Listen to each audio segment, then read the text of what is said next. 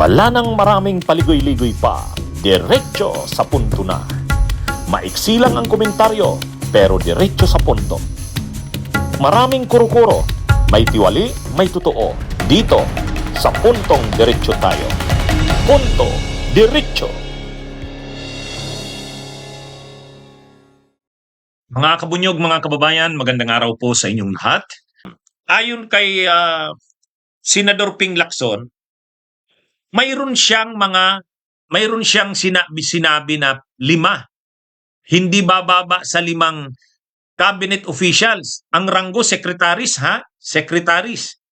Actually, masyadong mapagpursige yung nag-i-interview kay Senador Ping Lacson. Pinangalanan yung 2. Executive Secretary, o di sino pa ba naman yun? Ay si dating Executive Secretary Lucas Bersamin yun. At pangalawa, yung si Bunuan, dating DPWH Secretary. Pinangalanan. Yung 3, hindi pa pinangalanan.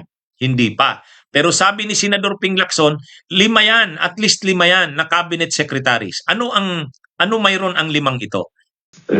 Pero yung insertion, oo. So diba sa mga nakuha niyong dokumento o impormasyon, ilang cabinet members po ang may allocable? Lahat po ba rin? Or 1, 2, 3, 4, 5. At least 5. Tapos may mga undersecretary. At Nagulat na rin ako yung sa nakalagay doon. Alam mo, Selly, nagulat din ako isang nakalagay doon, ES. 8 billion Executive Secretary. Paano magkakaroon ng allocable yung ES? Kaya nga, anong project niya? Yun lang nakalagay doon, ES. Hindi ko sinasabing yung Executive Secretary, basta ES, 8.3 billion. So sir, sa susunod na hearing ng Blue Ribbon Committee, ipupurso niyo po ba ito? At sino sa tingin niyong pwede na mag-testify tungkol dyan? O pwede lang po yung mga hawak niyo ng mga dokumento? Yung mga dokumento, kasi yun nga, actually, official kasi may pwede i-authenticate yun Kasi merong, December 27, 2024, nung pina-release yung SARO na mga questionable. Kasi sabi ko yung SARO na December 27, 2024 ni-release, naghahabol sa katapusan ng taon, nakalagay doon, 50 billion yon ang program appropriations. Tapos sa 50 billion, 30 billion flood control projects. Doon sa flood control projects na 30 billion, katakot-takot yung sabihin na nating na-validate na mga ghost projects. Marami. Naka-highlight nga So, pwede nating kung iharap sa Blue Ribbon, kasi wala na nga si Undersecretary Cabral, kasi pag allocable siya, nagpe-prepare Pwede nating ipa-testify doon sa DBM, sa bagong DBM, yung OIC, Secretary Toledo. Sa DPWH, pwede natin ipa-testify sa DPWH, yung authentic. I'm sure meron silang files nito Sa pahabol na lang bago ko kayo bitawan, si Mark Karebyab ng Philippine Star, maaari daw po ba kayo magbigay ng additional details tungkol dun sa 5 cabinet members na nasa files ni Jose Cabral na may allocables? Saan bang department? Yun lang masasabi ko, mga figures, Yung mga figures lang, yung mga amounts lang binanggit ko sa inyo, merong tigda 2 billion. Yung sabi ko, nakalagay doon, ES 8.3 billion. Tapos si Bonoan, bukod sa kanyang 5 billion na na-specify na ni Bernardo na every year, meron siya allocable na 5 billion para sa kanya. Meron pa na sa 2025, bakit meron pa siyang SMB batch 1? May batch 1, batch 2, batch 3 pa na pagkalaki-laki. 25.5 billion. Yun ang nakakagulat. At yung Tapos, cabinet... nakalagay, parang meron dong house leadership, pati nga party list Meron silang 6.7 billion o 67 billion pa yan. Di ba napaka-controversial nung 2025 ba? Kongresista, ang maraming insertions, hindi lang ang mga senador. Kahit kasi yung mga miyembro ng gabinete, doon pa lang sa NEP, NEP pa lang. Preparation pa lang ng NEP, National Expenditure Program. Ginagawa pa lang ng DBM, mayroon na kaagad allocables. Kumbaga may nakatuka na sa'yo. O halimbawa, may nakasulat daw doon ES. Ha? ES. O sinong ES 'yon? Ay malamang si Lucas Bersamin 'yon. Ano ang nakalagay? 8.3 billion. Ibig sabihin, si ES doon sa 2025 budget, binigyan siya ng 8.3 billion. Bahala ka ano niyan, ano ng mga items. Ano yung 8.3 billion na yan? Ngayon, dahil sa iyo yung 8.3 billion, ikaw ang ano kung anong mga items yan, mga projects yan, at pagkatapos, ikaw din ang bahalang maghanap ng contractors dyan. Bahala na kayong mag-usap ng contractors nyo. Yan yung nangyari sa mga anomalya eh. Yung mga allocables na yan. Kaya imagine niyo yung may nakalagay doon ES, 8.3 billion ayon kay Senador Ping Lacson. 8.3 billion. Ang malala dito, si dating DPWH Secretary Bunuan, ang nakalagay sa kanya, 30.5 billion. Sa 2025 ito 2025 ito. Ibig sabihin, si Bunuan, binigyan siya ng ganung power. 30.5 billion. Sa kanya lang yun.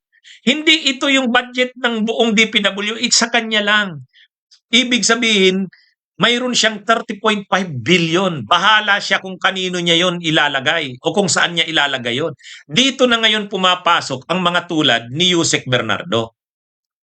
Anong nangyari doon? Kung may allocable ka, halimbawa yung ES nakalagay doon, 8.3 billion. Anong gagawin ngayon ng ES? Sasabihin ng ES, tatawagin niya yung trusted niyang tao. Halimbawa, trusted niya yung grandnephew niya, si Yusek Adrian Bersamin. O kaya, trusted niya si Ulaybar, yung Yusek. Yusek, maghanap nga kayo. Saan natin to pwedeng ilagay 8.3 billion? Naka-care of sa akin yan bilang ES. Si Ulaybar naman, hahanap. Sino ang kausap ni Ulaybar? Si Bernardo. Kasi alam ni Ulaybar na si Bernardo ang maraming alam dyan kung saan niyang pwedeng ilagay. Ano naman ang gagawin ni Bernardo? Kakausapin niya naman yan mga district engineers. Kausap niya ngayon si Alcantara ng First Engineering District ng Bulacan. Kausap niya rin yung director ng DPWH sa NCR, si Upulincia. Maglilista na ngayon ng mga items ng project si Upulincia. Halimbawa, sa 8.3 billion na yon, ang kay Upulincia ay 2 billion. Ang kay kay Alcantara naman ay 5 billion. Madali nang magawa yan nila Alcantara kasi sasabihan naman ni Alcantara si Bryce Hernandez, Engineer Bryce, gawan mo nga ito ng mga projects kung anong mga pwede dito. Worth 5 billion ito. Tuwang-tuwa naman sila Alcantara at sila Bryce Hernandez. Kasi imagine niyo, mayroon kang 5 billion sa First Engineering District lang ng First Engineering District ng Bulacan. O ganun katindi yung mo. At ikaw naman bilang Regional Director ng DPWH sa NCR, mayroon ka ring 3 billion. At doon na ngayon pumapasok, maghahanap na sila ngayon ng contractors noon. Marami na silang contractors na kausap diyan. Alam na ang usapan. Magkano 'yon? Diyan na. Ilalatag na ngayon yung usapan. Ilalatag na yung usapan. Kaya mga kabunyog, mga kababayan, ito yung totoong nangyayari diyan. Kaya diyan na yung kickbacks. Pero yung kickbacks nagsisimula yan sa allocables. Kumbaga, itong mga secretaries na ito, sabi ni Senador Ping Lacson, at least 5 eh. At least 5. So itong 5 ito, mayroon sa kanilang binigay na amount kung magkanong halaga ng proyekto ang care of sa kanila. Ganon katindi. Sabi ni Senador Ping Lacson, dapat imbestigahan ito. Itong at least 5 secretaries na ito. Kaya ngayon, ang yumaong dating DPWH Yusek Cabral, nang kinausap daw nila Senador Ping Lacson, magkikwento na daw sana ng mga secretaries na yan eh. Magkikwento na sana. Kaya lang, yun na nga,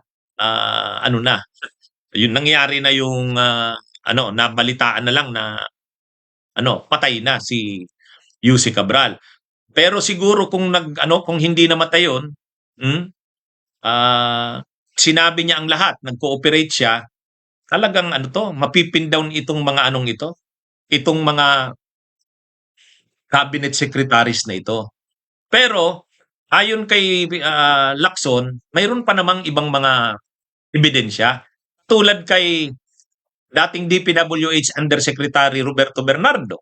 Nandun naman sa kanyang sinumpaang salaysay. Binabanggit niya na doon si Bunuan. Binabanggit niya na doon si Bunuan. Kaya nga, itong si Bunuan, dapat pabalikin na naman yan sa Pilipinas. Katulad din ni Saldico. Kasi itong si Bunuan, malaki yung pananagutan nito. Imagine niyo 30.8 billion ang allocable sa kanya noong 2025. So dapat dikdikin siya dyan.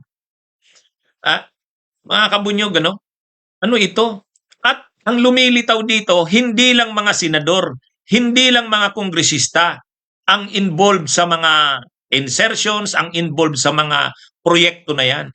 Mga cabinet secretaries mismo ay mayroong amount na naka-assign sa kanila, nakatuka sa kanila. Allocables ang tawag. Kaya, ito? Dapat din ito, lalo ito dapat ipakita ng administrasyon na galit si Presidente sa ganyan. Dapat ipakita ni PBBM, galit siya dyan. Kung sino man yung 5 cabinet secretaries na yan, ipakita niya ang galit niya sa mga yan. Paimbestigahan niya yan. Para ipakita na hindi tinutolerate ng Presidente na ang mga nangyari na yan ay hindi niya alam yan. At dahil ginawa yan ng mga cabinet secretaries na yan sa likod niya, dapat managot yung mga yan. Ganun dapat. Ganun sana yung ipakita ng Presidente. Ganun dapat napakatindi ng mga lumalabas, Hindi lang dapat mga senador, hindi lang dapat kongresista, mismong mga executive officials. Kaya ito mga kabunyog, mga kababayan, at itong 5 cabinet secretaries na mayroong allocables, sa 2025 budget lang ang pinag-uusapan dito, 2025 budget lang ang pinag-uusapan. Di lalo na yung mga iba pang taon. Halimbawa nung 2022, 23, 24. Kaya ito mga kabunyog, mga kababayan, dapat talaga imbestigahan ito. Napakaseryoso nung sinabi ni Senador Ping Lacson. 5. 5. Pwede pa ngang mas marami pa yan eh. Kaya lang yung natukoy nila 5. Kaya ito mga kabunyog. Ipakita dapat ng administrasyon na kahit pa yan cabinet secretaries niya. Kasi pag cabinet secretaries, ibig sabihin part ng kanyang official family yan. Gabinete niya yan. Pero yun nga, kahit pag gabinete niya yan, managot. Yan yung hihintayin natin. Okay, mga kabunyog, mga kababayan, mabuhay po tayo. Magandang araw sa inyo lahat. Bunyog, bunyog, halikan na kasama ka. Bunyog, kapag buklod ay may pag-asa. Luzon, Visayas, Mindanao, isa ang pananaw. Sa bagong Pilipinas ang bunyog isisigaw. Bunyog.